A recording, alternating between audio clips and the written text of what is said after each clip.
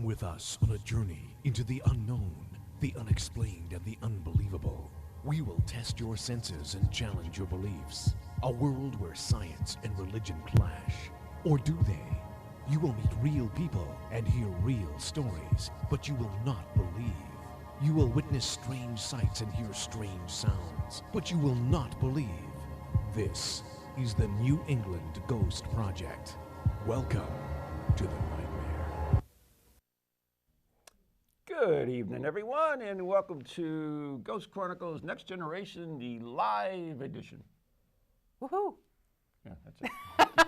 I am Ron Kolek, your host, the gatekeeper of the realm of the unknown, the unexplained, and the unbelievable, the most handsome New England's own Van Helsing. Yeah. So I'm kind of like casual. And she's the blonde Bombshell and Kerrigan. Hi there. So I'm kind of How casual y'all doing? today. Yeah, whatever. So I got Kind my of? coda. So I'm, it's kind of like Kind of casual. I got this whole thing going on. Like, you watch the news and they have like these cool reporters that are like casual. On the field. Okay. So that's what I'm doing. And that's where you're going That's with where that. I'm going with this. Yep. So, We're not in the field. We're inside. well, whatever. We're in the studio. So anyways, Well, right. anyways, And we don't are pay any live attention to on him. Toginet, Pararex, Planet Paranormal, EBC TV, the whatever it is, and the other thing. And we might even be on the Ghost Box. Who knows? If you give us enough time. The Ghost Box. Could happen. Okay. All But right. anyways, we actually hit a nice milestone. One episode of the show actually has 157,661 downloads. That's pretty crazy. One episode, yeah. Who knew? And you're in it too. That's Who what's knew? even amazing. I know. It's even more amazing that I'm part of it. Woohoo! Yeah. I think that's awesome. Some people And, have no lives. That's it. We just want to, thank everybody. Raise our glasses to you, even though raise they're our empty. glasses. But thank you, because we couldn't have achieved it without everybody who's out there and listens to us every week on Toginet and ParaX and all those different places. Of course, I downloaded 1,455,600. You downloaded all of them? So we only have 7 real listeners. Just kidding. Anyway. So we got a good show tonight. Of course we do. Yep, We as always have a usual. good show. We are live in the studio. And you notice we've changed from last year. Yeah. Yeah. We keep moving things around and trying different layouts, and someday we'll have a permanent set. Maybe. I don't know. I can only wish. Hopefully before I die. Hopefully. I can't do this without you, Van Helsing. Well, As cranky as you are. You're going to have to As sooner or cranky later. as you are. Well, I'll do it from the other side. All right. I'll be You'll the be here in floating, the spirit. floating head. Okay. It's It's like a talking head, floating head. Whatever. But we do have, Yes, we do. Have a show. we have a show to do, and we have a new cemetery tripping. I'm in a wicked mood. Yeah, you are in a I'm wicked sorry. mood. Go ahead. We got to beat some sense into Van Helsing tonight. But at any rate, we are going to play a cemetery tripping for you from a fabulous cemetery in Barry, Vermont, where I visited. Is this the new one you did? This is a new one. I was Wow. up there this summer. And Russ, if you could cue that up, that would be great.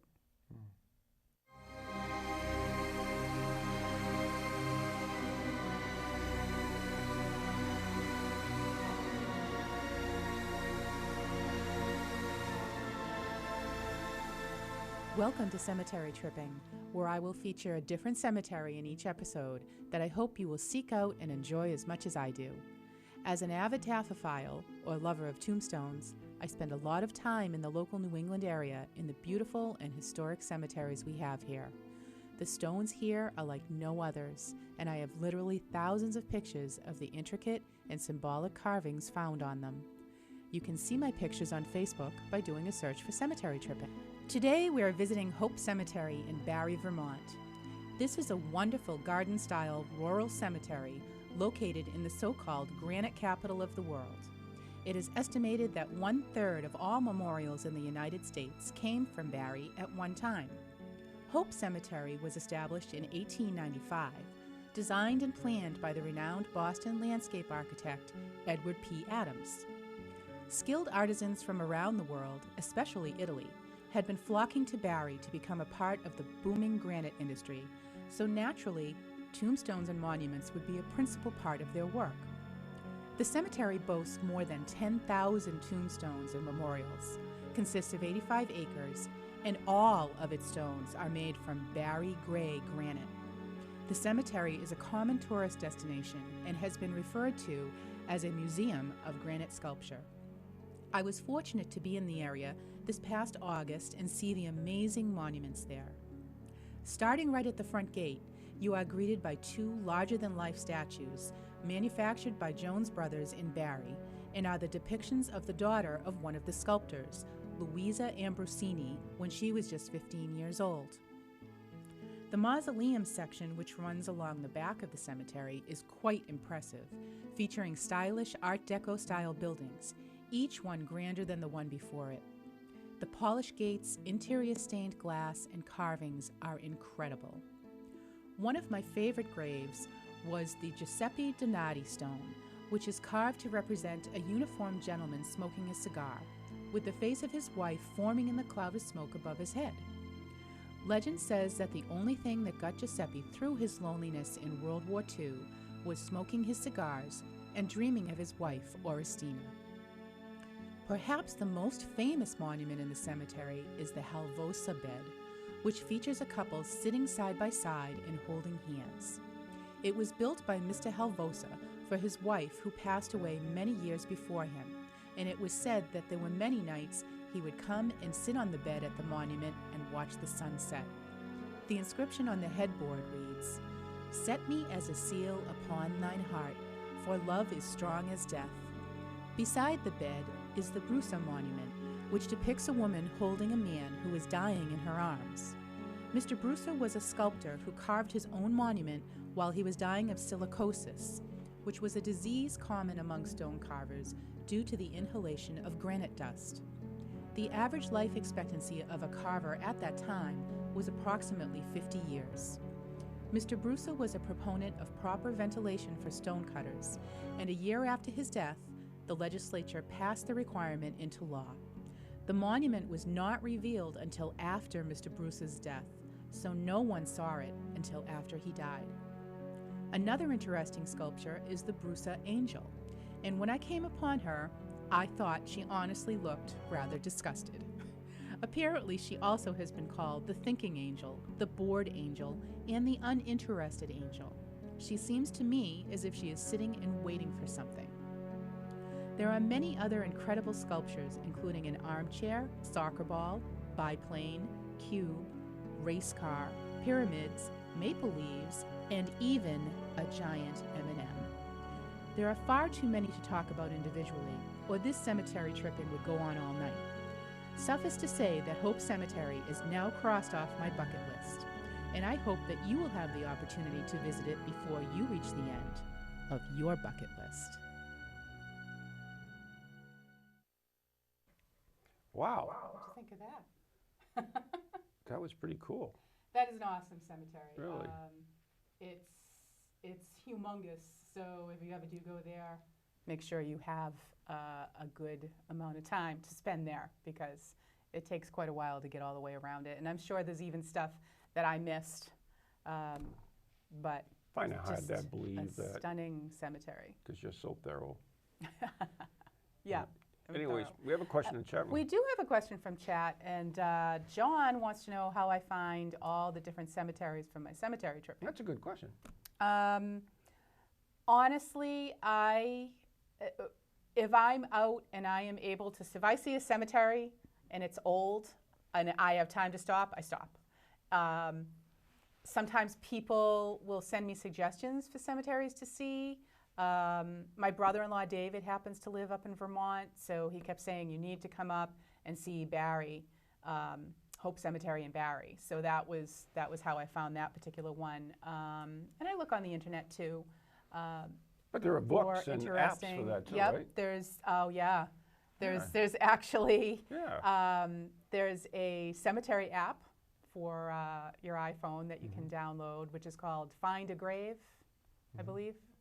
And basically, wherever you are, Actually, went on that to try to find mine, but it puts out a GPS and pulls up all the cemeteries in your area. So wherever you are, you can see where the cemeteries are. Except it's kind of hard sometimes to get the directions, so you kind of have to have a map and kind of plot it out, because it's just a GPS on a map.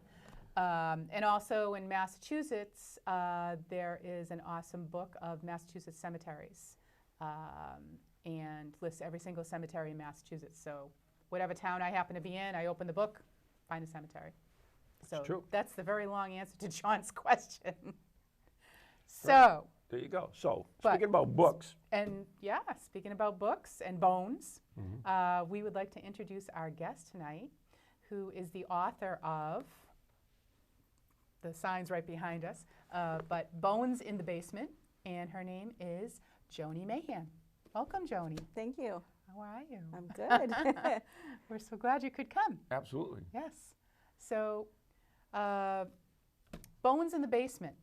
Can you just kind of give maybe a little overview about what Bones in the Basement is about? It follows the story of Edwin Gonzalez and Lillian Otero, who moved into the Gardner Victorian Mansion in 2009, and they didn't believe in ghosts when they bought it. They really loved Victorians, and they thought they were getting a real good deal on the house because nobody wanted to buy it because it was haunted.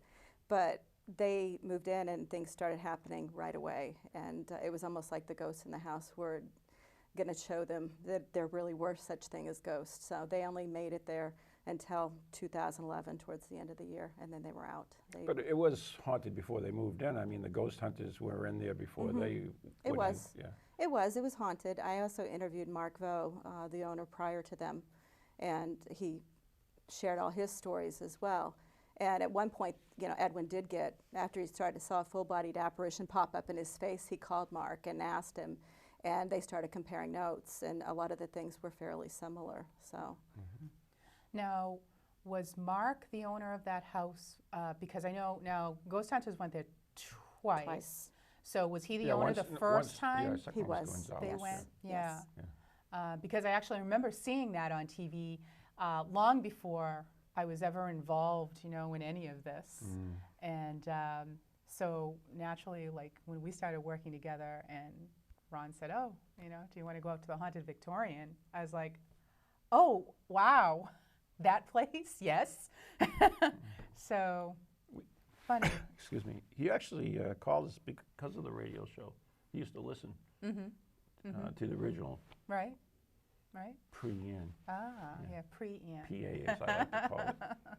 So, Oh, but yeah, that's how originally. That's how you ended up we out there? Contacted, yeah. now this is a place that you've been yourself Well, we've been. many, many times. We've been. I know, and we've been together. We slept there. Yes, we actually. Right. We slept in the nursery, Is that what it is? the nanny's room. Yeah. All I know is freaking cold. It was cold.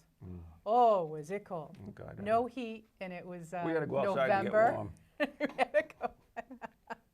So, Oh my God, was it so cold? And Van Helsing had his thin little coat on. And What are you saying? he was freezing to death all night because he's old. I've heard about that. Anyways, so Joni, how did you come about writing about this book here, Bones in the Basement? Well, I really kind of happened upon the Victorian by accident. I lived close nearby, but somebody told me a shortcut to get across Gardner, and I happened upon it, and I looked at it, and of course I knew what it was because I had seen it on Ghost Hunters at that time, so I just sat there and really stared at it. So when they opened it up for investigations, I was one of the first people there to investigate. I was just dying to get in. I'm a paranormal investigator as well as an author. Oh, I did not know that. Yes, yes. I had investigated there, I don't know, as many times as I could get in. And finally they just befriended me because I wouldn't go away. So I became one of we call ourselves the Victorian groupies because we love the house and we hang around there a lot. And I started helping out with events, and I really become friends with them after the 2011 Halloween event, and that was right before they moved out of the house. So I met them right after she had gone through that entire episode, and yeah. That's actually we were there, I think, right before. It was either right before or right after they had that Halloween event. I remember I met you guys there. Yeah. Yep. Because there was a horrible. We had an event. It was supposed to be like around Halloween, and Yes. we had the Halloween storm. The storm. And we had to The move it huge out Halloween another week. 2 feet Yeah. of snow, right. So Yeah. we ended up there, and it was November. Yeah. And it was, it Cold. was crazy cold. Cold. Crazy cold. I mean, everybody, we did this investigation with, it was New England Ghost Project, and everybody just had their coats on, mittens, gloves, in the house. 23 rooms in the house? 26. 26 rooms in the Yeah. house. And they had one heater that was working, which was in the kitchen. The pellet stove. Yeah, Yeah. for the Well, whole they had house. one upstairs in Edwin's. That was broken. But was it broken? Yeah, it when was we were broken there? that night. The only one Yeah. working. I actually Oh. brought a heater in Yeah. and couldn't do anything, of course. So it was just Yeah. too cold. Yeah. But the only one that was working was the one in the kitchen where Lillian and Edwin stayed, and the rest of us were out in the. That was the coldest investigation I ever did in my But, life. yes. Yeah. So, I mean, when you started, you said you investigated this yourself. I did. And we were sitting around trying to figure out ways we could raise money to try to do some of the renovation work. And I said, well, I could write a book because I had just finished Soul Collector, and it did pretty well. So I had a following with that. And I thought, well, I'll tackle this. So for the first 4 months, I donated half my profits of the book to the Wow. nonprofit foundation that we set up Wow. for renovations. And we raised enough to patch the roof, and we're hoping to get the eaves patched up as well. It's just getting into the cold weather, so. Did you evict the pigeons?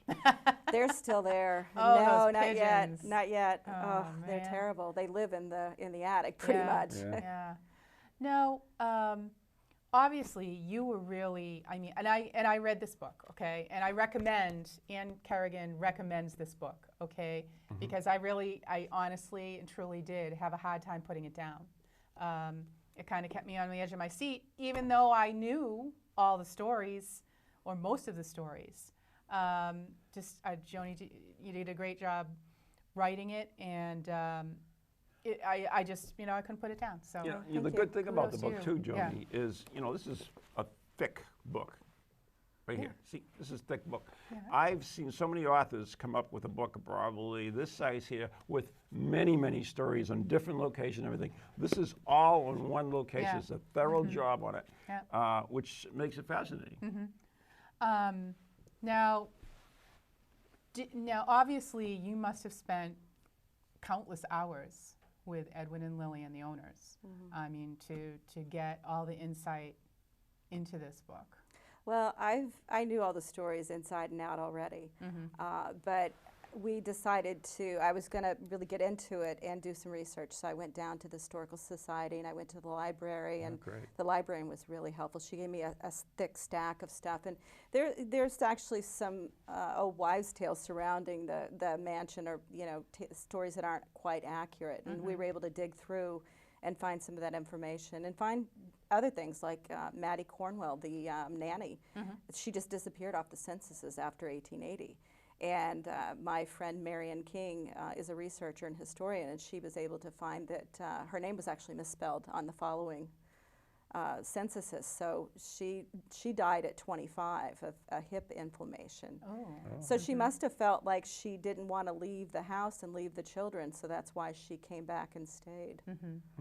Now, I did notice in this book that Maddy seems to be, the common thread in terms of all the hauntings.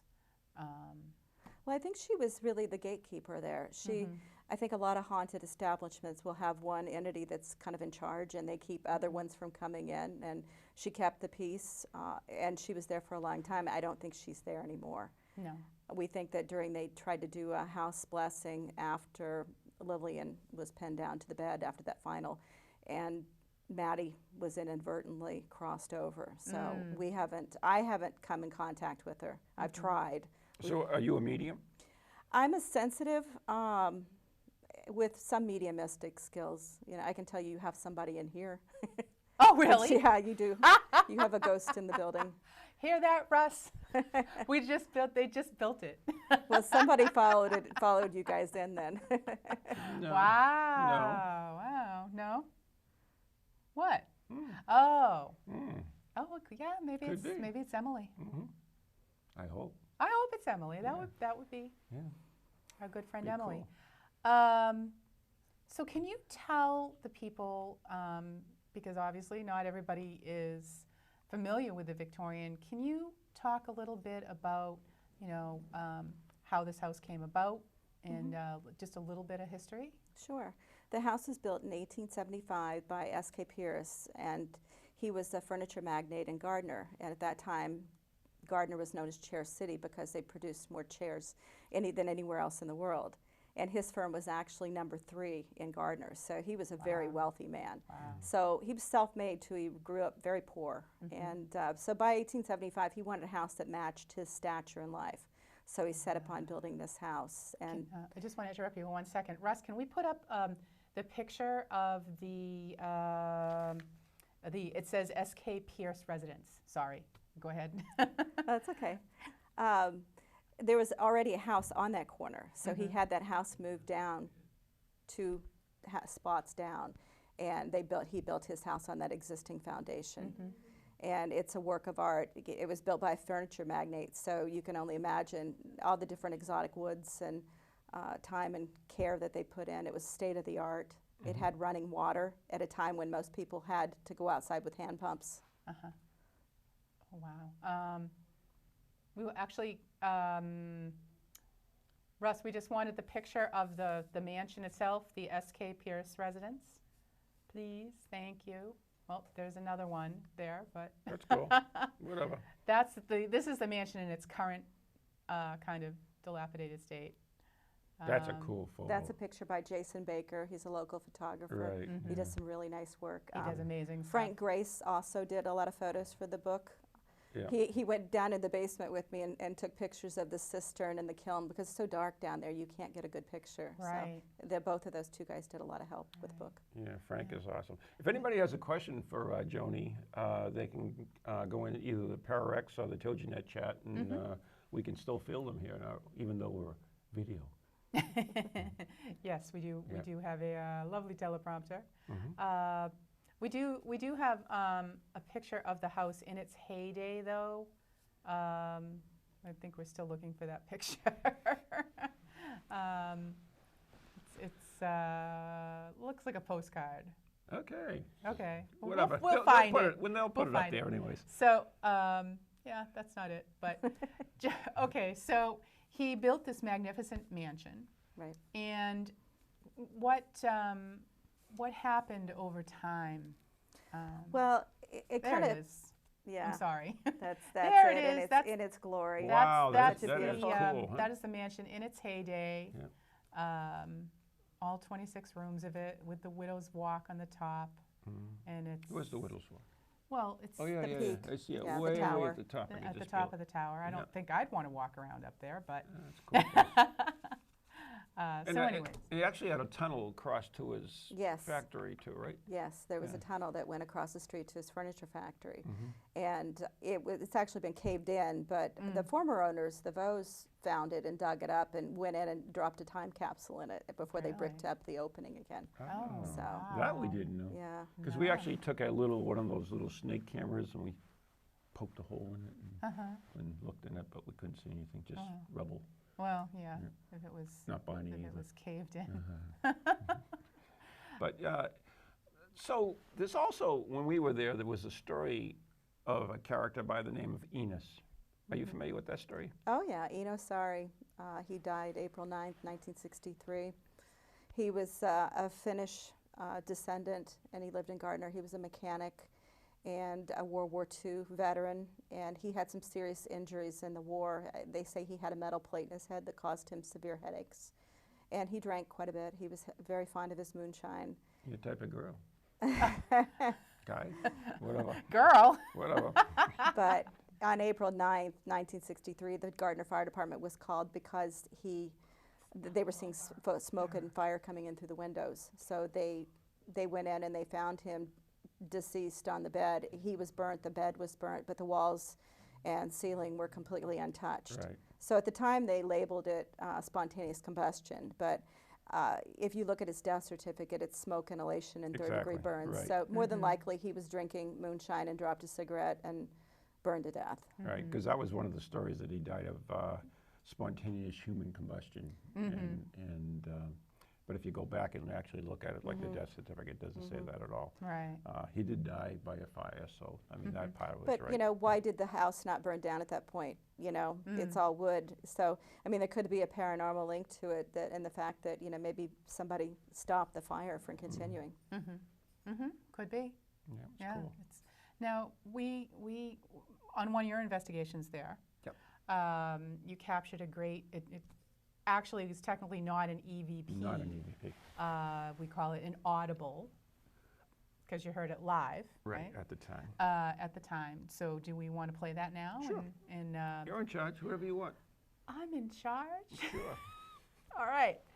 So we actually have 3 audibles, and the first audible is the full-length raw recording. So let me set it up before we do play it. Okay, wait, before we play it, Ron's going to set it up. Basically, we were up in Edwin's and Lillian's bedroom on the 2nd floor, which is in the back, and we were all there. And what I did is took, because we were trying to contact Enos, I took a shot glass of Jack Daniels and put it on a glow-in-the-dark planchette, because it wasn't dark, you know. Besides, whatever. So we stuck that on the floor, and then we kind of talked to Enos about it, and this is what you're going to hear, and then we'll go from there. Okay, all right. So Russ, could we please play audible number 1? Enos, seriously, I mean, there's a good shot of whiskey there. I mean, I can smell it. Jim, you can smell it, right? Oh, it smells delicious. And you know it's a lot better than a rock that you used to drink. You can almost taste it, can't you?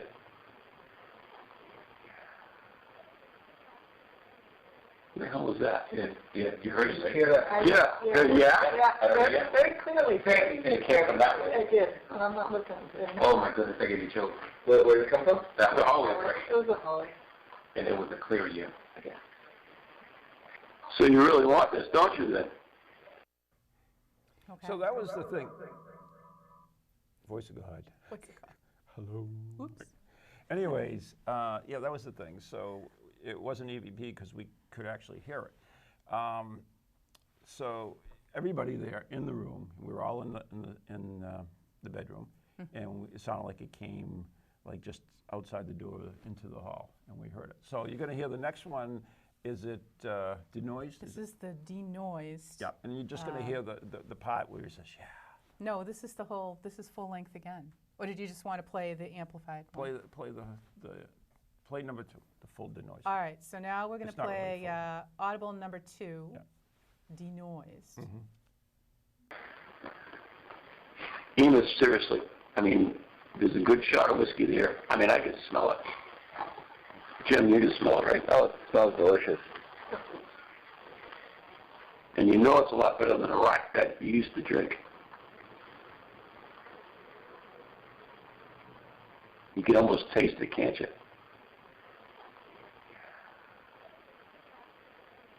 What the hell was that? Yeah, you heard it, right? Yeah. Very clearly. It came from that way. I did, and I'm not looking. Oh my goodness, I gave you chills. Where did it come from? That was Holloway, right? It was a Holly. And it was a clear year. Yeah. So you really want this, don't you, then? What we were. Okay. Yeah. Oh, I'm sorry. No, That's what you said. the noise. If you hear one of this noise, you'll hear like almost metallic. It sounds. All right, very well, that's metallic. next. That would have been the yes. No, the Okay. amplify one is just very clear. It says yes. Okay, You'll well, hear we're gonna- you hear a noise, but once again, it hasn't been touched. Just amplify. Go ahead. Okay, The so next one. audible number 3, please. You can almost taste it, can't you?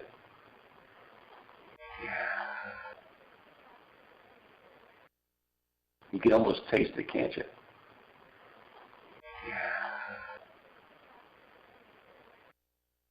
You can almost taste it, can't you?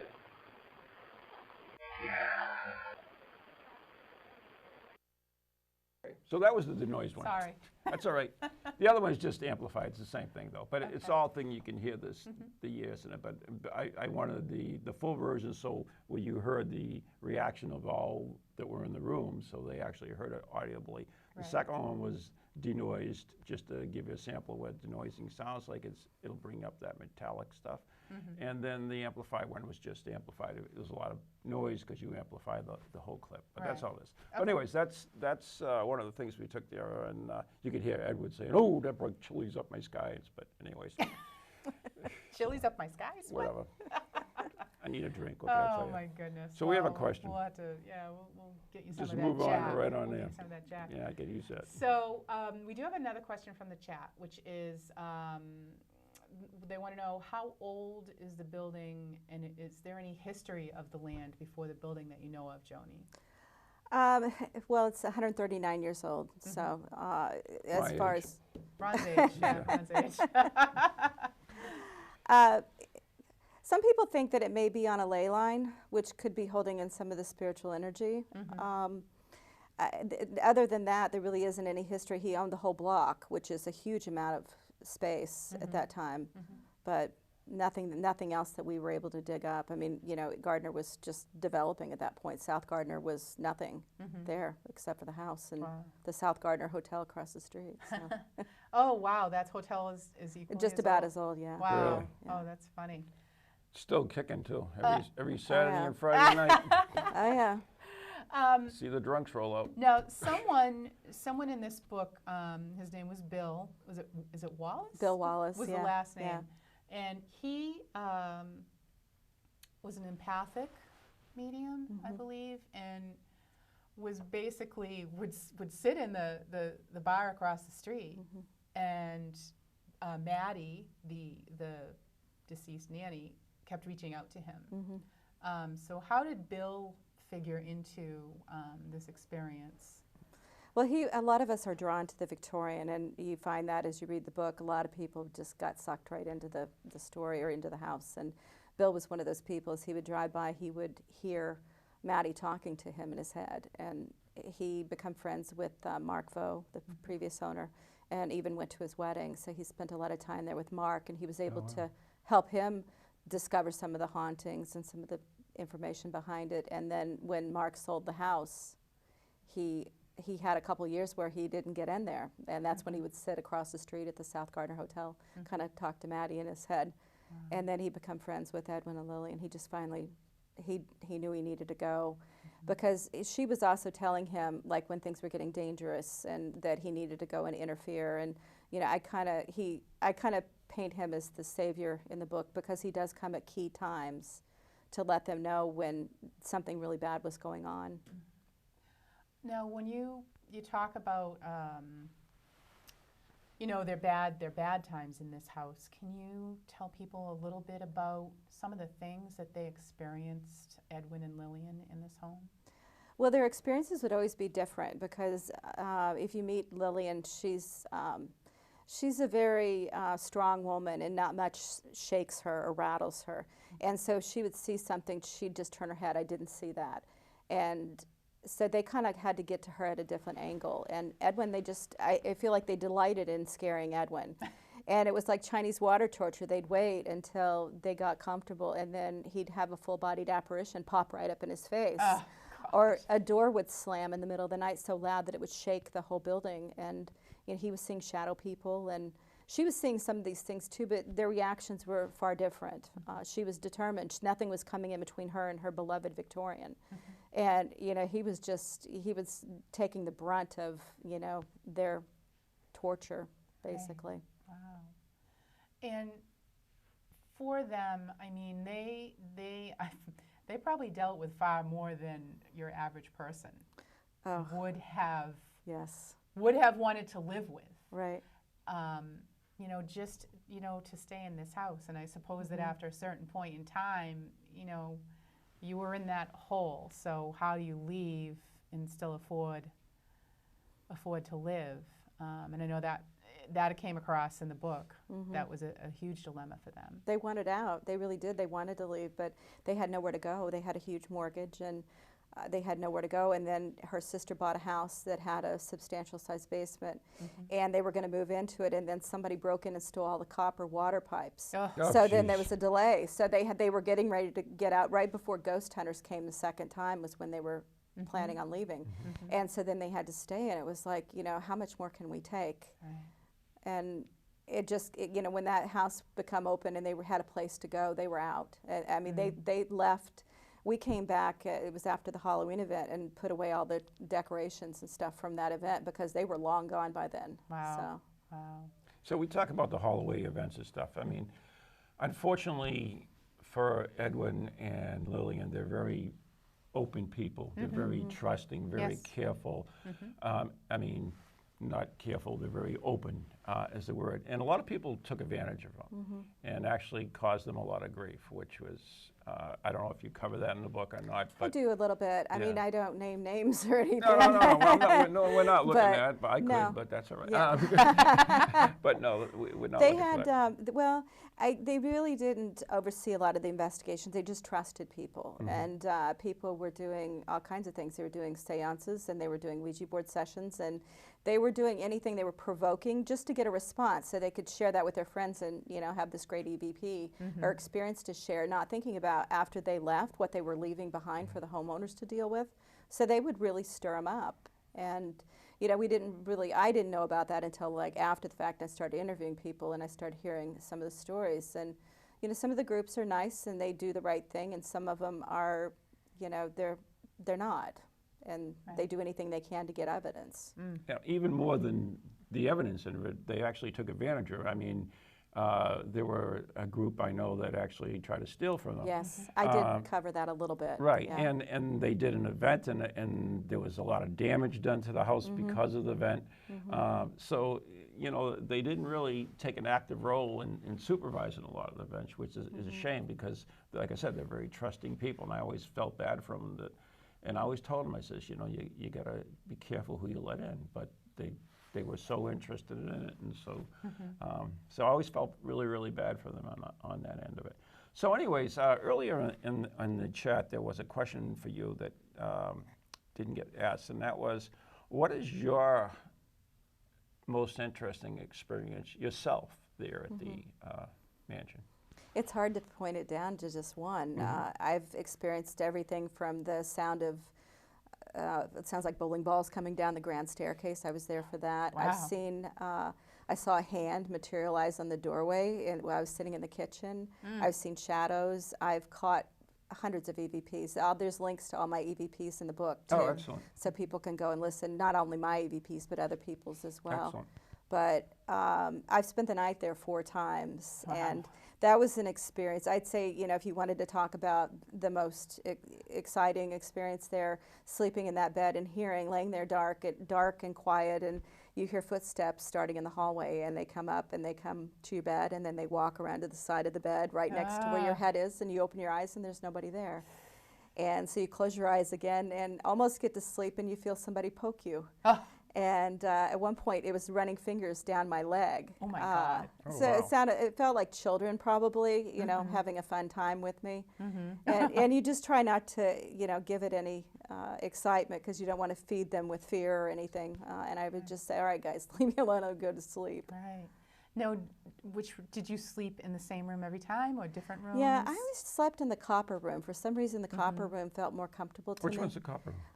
It's across from the master bedroom. Okay. Yep. It's the one with the copper bedspread. Okay. Yep. And that would have been used after the children outgrew the nanny's room. They would have gone to that room. So that was probably Frank Pierce, the oldest son's bedroom. I know that when we stayed there, we stayed in the nursery, right? There were 2 twin beds. Yeah. Yeah. That would There have was one this way, and it was your bed was here, my bed was here. Right. And there was a little closet there, and we actually had cameras running all night long. Yep. We set up a camera, but I did not have very good audio, Which unfortunately. killed because during the middle of the night, first of all, it was so Here's freaking something, of course. cold. Right. I heard something, and by Ann's bed, because there's like a dumbwaiter there, I believe, next to the bed. Is that what it is? A closet or a That little dumbwaiter? tiny, And we heard the noise from there, and the creaking of the door and everything else. I was like, oh, Well, you heard it. well, you were sleeping. I was asleep. What can I tell you? But anyways, and I was there like, I can't talk because I was so freaking cold. And that's under the covers. But yeah, we heard it, and I'm saying, oh, okay, we get the camera running. I'm not going to go up. I'm not going to jump up or anything. I'm just going to let it run. We're going to get some cool evidence. What happened? I didn't see anything on the Nothing. video. I didn't see Nothing. anything on the video. I'm sorry. Yeah, it was amazing. You know, So, should have brought a better microphone, but I don't know. I thought it would cover it. I really thought we had it because it was like, I mean, I heard that very clearly, and I'm like I said, I was under the covers because it's so freaking cold, and it's like, okay, I'm not going to do anything. I'm just going to let it go, and I know we'll get the camera on, and we're going to get this. Oh, there's a picture of the red room. Oh yeah. Oh, and there's Joni. I'm sorry. I apologize. That picture, it stretched it out. I guess it did. The red room was where they believe a prostitute was murdered. Yeah, but it's interesting because going through the historical records and documents, there was no woman that died in that house that wasn't a Pierce. So it was never a brothel. That was another one of the legends about the house. But it was a boarding house for a number of years. And after the Depression, it got a little seedier. And so maybe prostitution did happen there. But if she died in that room, she was carted off somewhere else because no death was recorded there. Right. But every psychic medium that comes in there feels her in that room. Right. So there's got to be something to it. And they Well, maybe she just, you know, a street ghost that came in. She likes the place, and maybe. no, seriously. I mean, Well, she- we run into that a lot of times in investigations. They kept saying, and I did notice in the book that they felt, you know, if anything bad happened near that staircase, it was that woman. They felt that she was very violent. You know, and it's funny because different psychics pick up different things. Some people saw her as very sad and a victim, and other people saw her as very angry. So there is an angry woman there, but it's hard to pinpoint who it is because you can ask 10 psychics and they're going to tell you different things. So, Right, and there's no evidence behind it. That's the interesting thing about ghost hunting in total is that you get, especially when you open a place like this and you have many people coming in, sometimes stories develop where there's absolutely no truth to it at all, but it becomes a legend. It might get posted on the internet, and it goes on and on. It's basically an urban legend that becomes real because it is Edwin and Oh yeah, that's Lillian. Edwin and Lillian Yeah, on it's the a good screen picture. now. Yeah, that's true. And I mean, and one of the things too is there was so many paranormal groups in and out of here, and you know, people bring things with them and Yeah. bring more stuff in sometimes, and they don't Wish I know brought a it. heater. Bring a heater in. Do we want to play one of those little clips that Sure. from when New England Ghost Project was there? Yep. Maybe we could. You were there, right? Yes, I was there. I was taping. There you go. I have my camera. Oh, wait a minute. We have one. We have one. You doing dowsing rods, right? Yes. Let's play that one. There's Russ. Yeah, can you play Anne's the got one? little sock puppets It's on. third floor housing. It's not sock puppets. Whatever. Look like sock. What should we talk about? Is there a male spirit in here? Can you make the rod stop if there's a male spirit in here? Thank you. How about a female spirit? You make it point in a different direction for the female spirit? Thank you. Shall we go for broke? We'll ask for children. Yeah. Children, make it point a different direction for the children.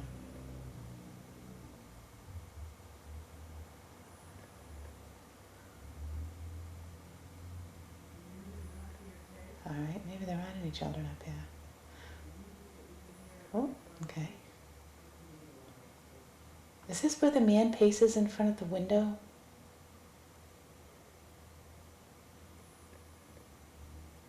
Point at me for yes.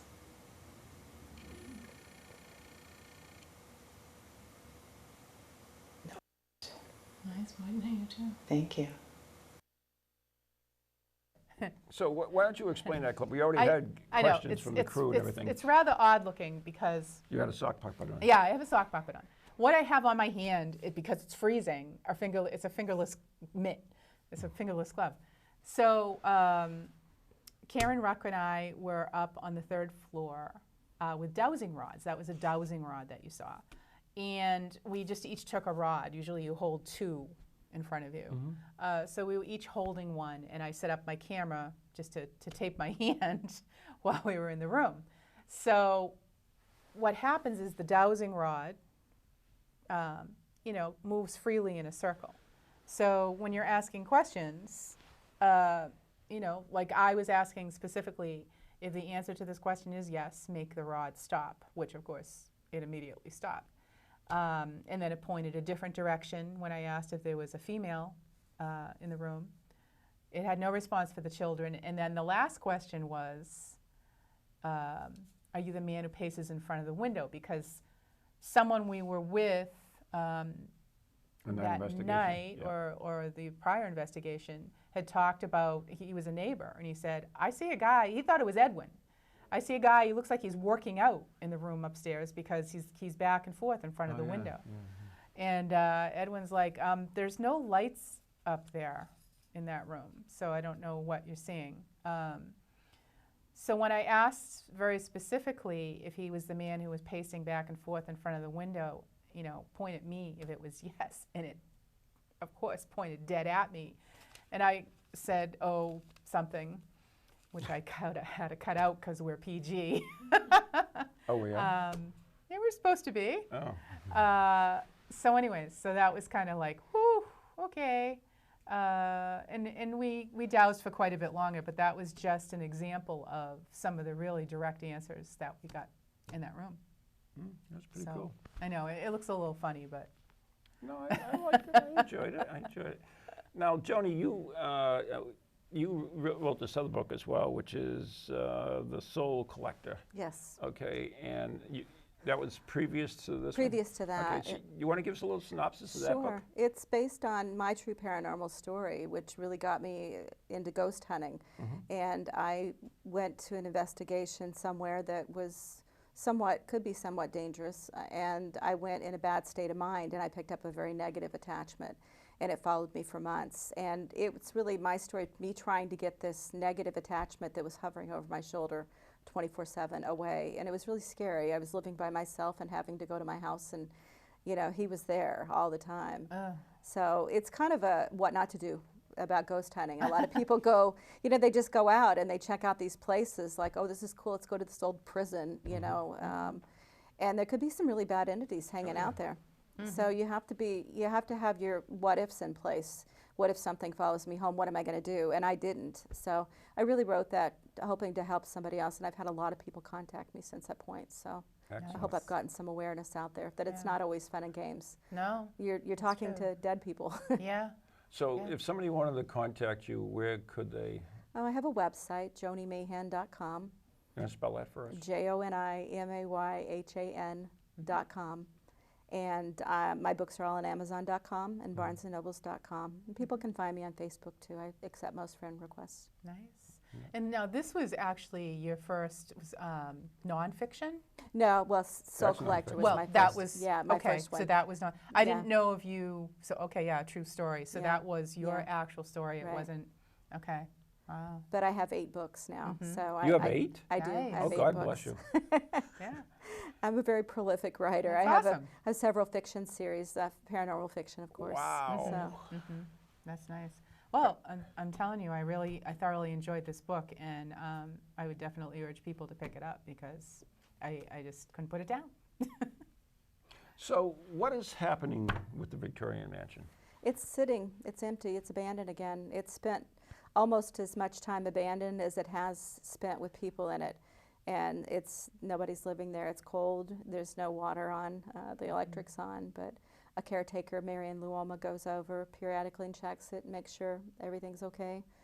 And you know, Edwin and Lillian do come and visit sometimes, and that's about it. I mean, they can't do any investigations there. They were shut down by the town. They had some safety protocols that they wanted them to meet. You know, like lighted exit signs and handrails and whatnot. So before they can open it up for investigations again, they have to have those guidelines met.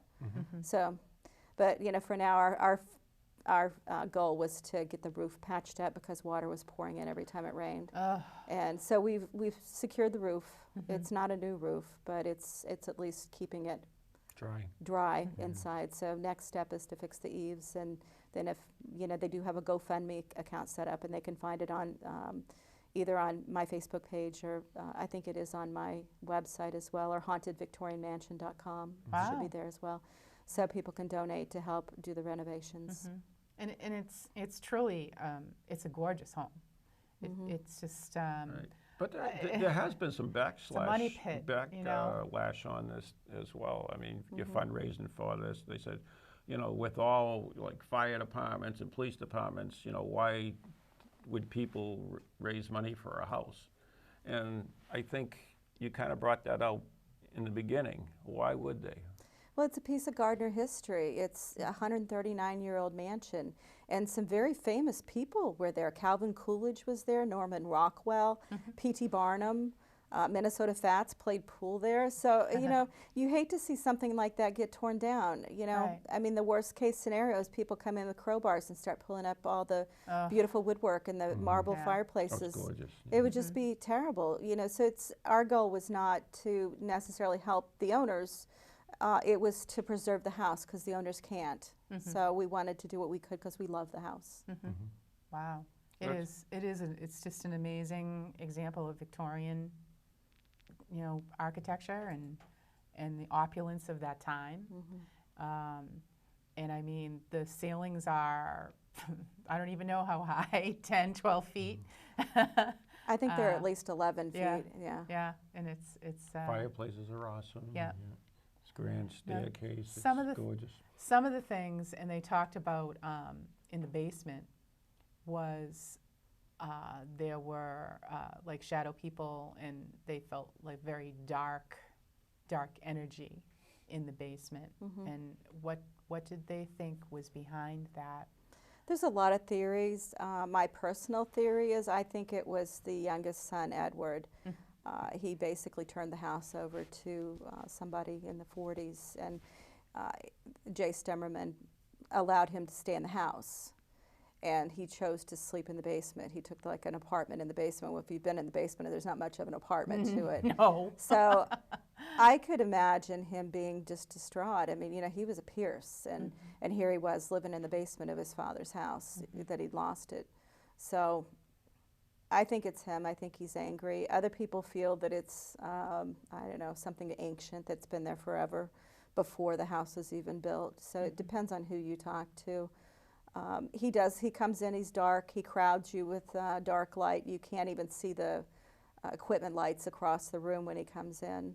And he just doesn't want you in his space. And honestly, I can kind of understand that. I mean, people kept coming in and poking at me and asking me these same stupid questions over and over again. I'd probably, you know, bite or scratch too. Right. Wow. Wow. So, I mean, if you repair the house and Lillian and Edwin move back in, I mean, that's the structure itself. But what about the spirits? What about the darkness? What about some of this other stuff that's been going on? It would be What's nice. going to happen with that?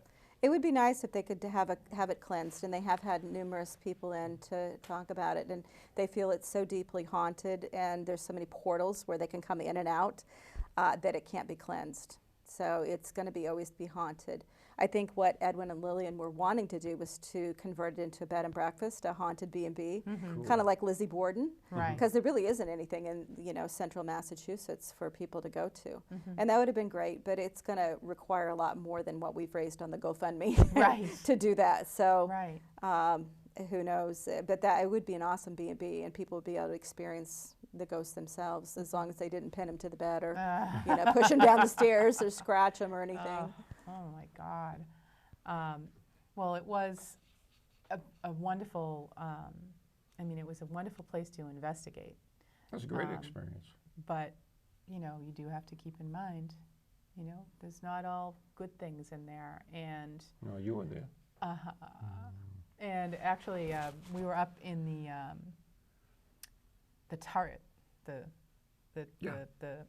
turret at the top of the house. And I mean, that view is amazing. I mean, you're basically at that point 4 stories up, you know, because it's up above the 3rd floor.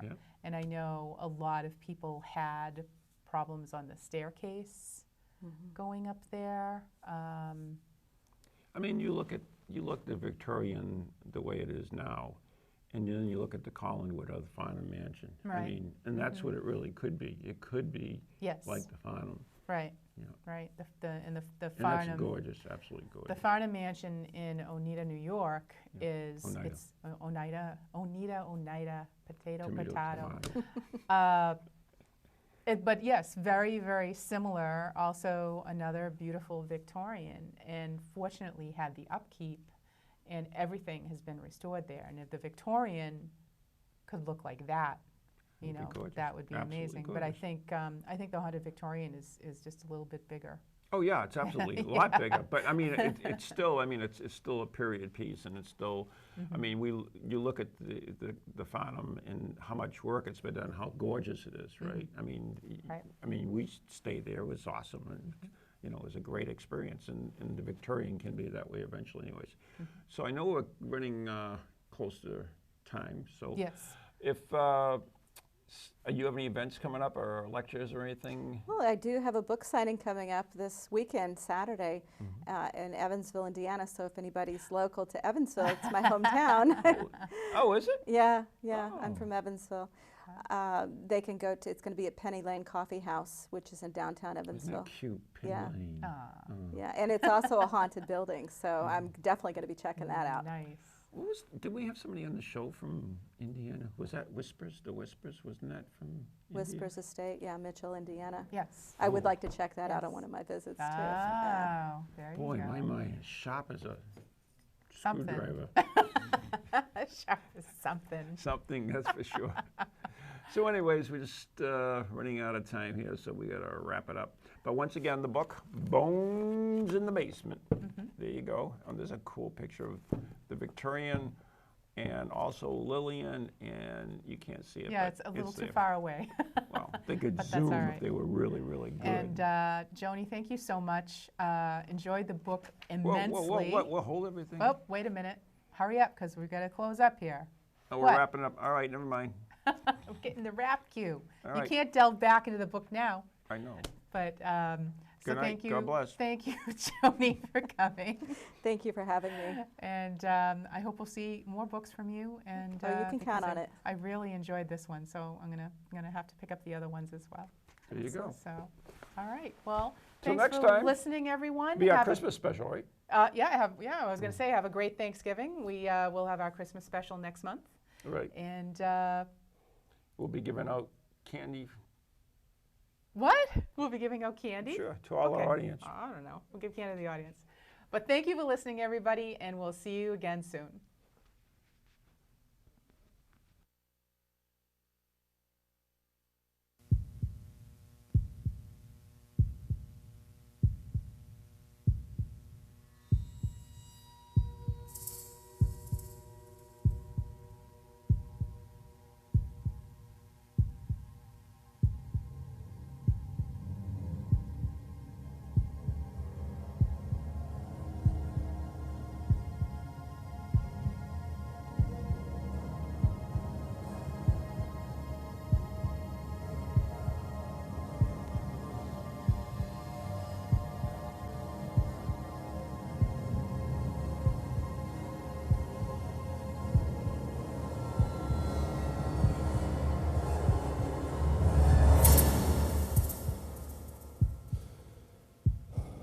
From ghoulies to ghosties, long-leggedy beasties, and things that go bump in the night.